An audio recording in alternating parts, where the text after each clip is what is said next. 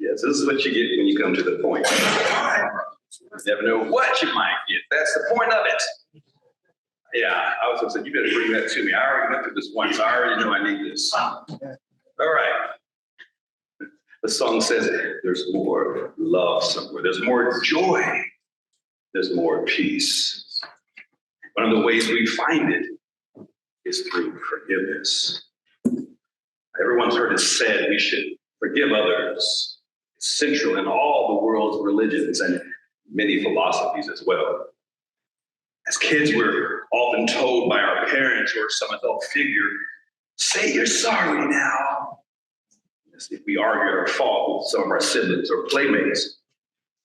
We're taught that forgiveness is a virtue. But as C.S. Lewis wrote, quote, everyone thinks forgiveness is a lovely idea until they have something to forgive. It's an easy thing to say, but how do we do it? Sometimes there's great grief and loss, having been betrayed or injured in some way. How then do we forgive? What's the process? Is it as simple as, quote unquote, letting go or moving on? How do we achieve this letting go? And how do we actually move on? Before attempting to address these questions, I want to try to answer the question, why? Why should we forgive?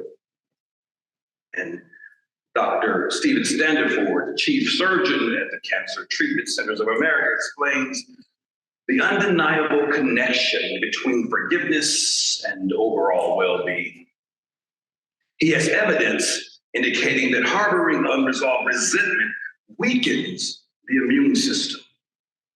Additionally, studies reveal that individuals who practice forgiveness consistently score higher on various measures of psychological well-being compared to those who struggle with forgiving. However, I do not think forgiveness should be an expected default. For one thing, forgiveness should never be coerced.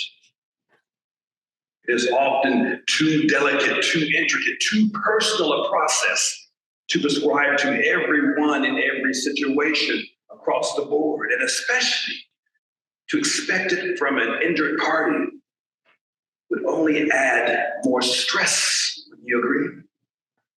Secondly, with forgiveness, there's no clear roadmap. And we never know how long a journey is ahead when we choose to take that first step toward forgiveness. Likewise, some things are just too painful, the damage too extensive, and therefore forgiveness may not even be appropriate to discuss. The timing may not be right when the wound is still open and flesh. We haven't gotten past the shock of it all. Yet, author Sarah Gregg, in her book, Choosing Joy, says, quote, if we want to release the hold that the past has over our happiness, forgiveness will likely play a pivotal role in our journey. She goes on to say that forgiveness is not excusing behavior of the other person. Instead, forgiveness is accepting what did happen as opposed to accepting what happened. Everyone's made mistakes and had to seek or ask for forgiveness. As a minister, as you can imagine, I counseled and prayed with many folks. One person recently told me that his partner was really mad at him all day. And when he finally asked, he found out she was upset because she had dreamt the night before that he had cheated on her. He said, even though it was just a dream, I apologized and asked her to forgive me. She told him, I'll I'll think about it. Now, I know that you're laughing at that, but after the service, I had several people that contest that they had the same thing happen to them. Now, what I'm finding out is that many people want to forgive, but do not know how. One thing's for certain, it helps to have a process. Years ago, I shared in one of my sermons online the process that I learned through a personal development seminar. Now, one lady who watched it online, upon hearing the sermon, she said she liked what I said in the sermon, but forgiving my father was a trigger for her. Now, I had disclosed that I had harbored deep resentment and anger toward my father, blaming him for my woes and resenting the absence of his love and support when I was growing up, something he never expressed to me or any of his children. Something that we all needed so desperately from him. But despite thinking I'd forgiven him, the pain and anger would resurface on occasion when I was triggered. And I didn't know how to get free from that cycle. My anger would return and I would assign blame to him all over again. But during the seminar, the facilitator gave us guidelines for finding freedom in our ability to forgive. Now, healing happened for me instantaneously as the facilitator emphasized that our parents, who were who they were, and they couldn't be anyone else, the message became clear. Our parents, spouses, siblings, and friends made the choices they made because they made the choices they made. And that's the end of the story. Now, I know this may sound problematic for some. It did for the lady. But stay with me. I'll try to illustrate it in a more visual way. See, whatever it might have been, a myriad of choices that existed before the ultimate choice was made. So however many choices you think existed before that ultimate choice was made, once that ultimate choice was made, then all of the other choices disappeared.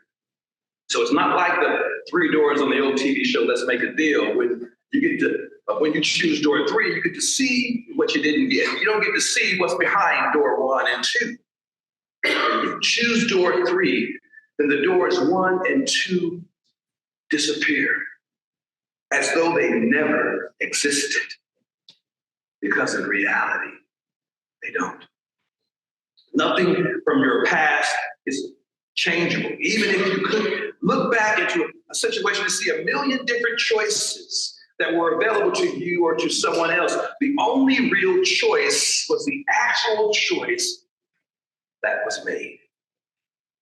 Oprah Winfrey summarized it beautifully when she said, quote, "Forgiving is giving up the hope that the past could be any different.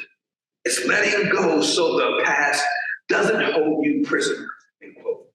And I would add, and so it doesn't continue to traumatize you and perhaps those who are in your life. Some of us are still tethered to the past in a way that doesn't allow us to move forward, to think, what if, what could have been, or what I should have done is to live an impossible and non-existent past. All we have are the consequences of the choices that were made. And now in this present moment, what is in our power to affect is how we are to respond to those choices. I believe that there are points in the forgiving process where we can reach a state of freedom, acceptance, and perhaps peace about our past. I'm not saying it will be easy, folks. Some forgiveness advocates overlook the complexity, promoting forgiveness as a simple and almost foolproof solution to heal all individual and societal wounds. But I say forgiveness isn't a nicely wrapped package of chocolate bliss like me.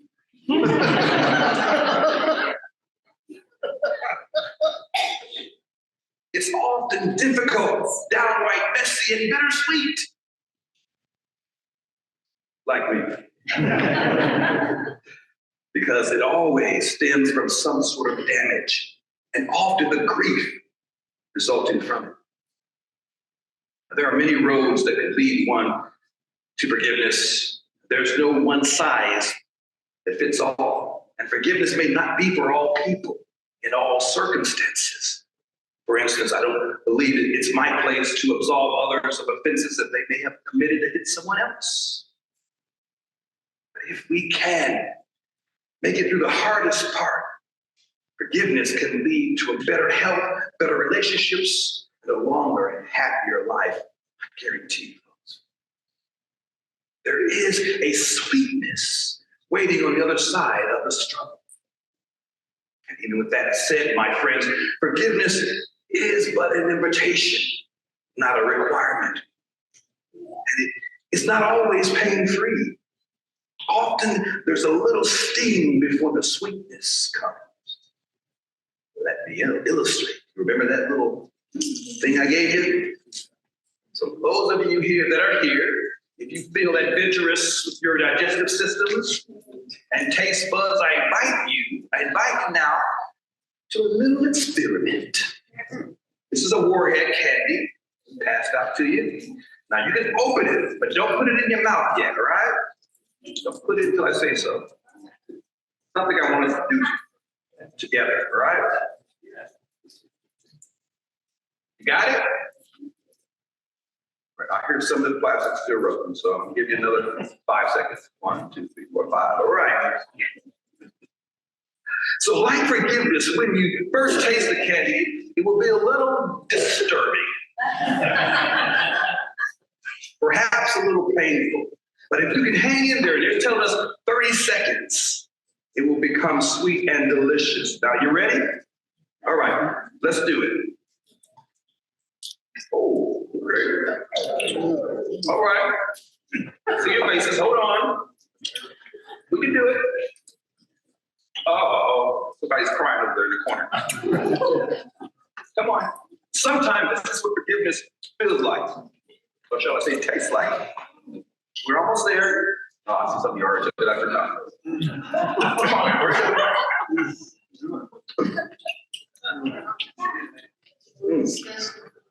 Okay.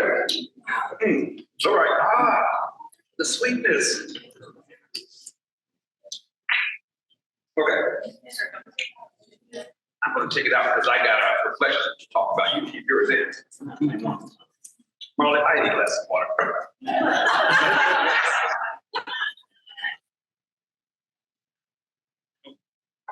Sometimes you need to drink and just flush it down, you know? Now, with forgiveness, it may take more than 30 seconds. Are you all back with me yet? Or are you still been traumatized? Yeah, it may take more than 30 seconds, but if you are willing to endure, if you're willing to hang in there for those initial challenges, it often leads to a sweetness and even joy. Don't I look joyful? But I don't want to oversimplify and diminish the monumental task of overcoming past pain, resentment, and bitterness and granting forgiveness. Forgiveness doesn't mean that everything is restored to the point it was before. Doesn't mean that pain goes away.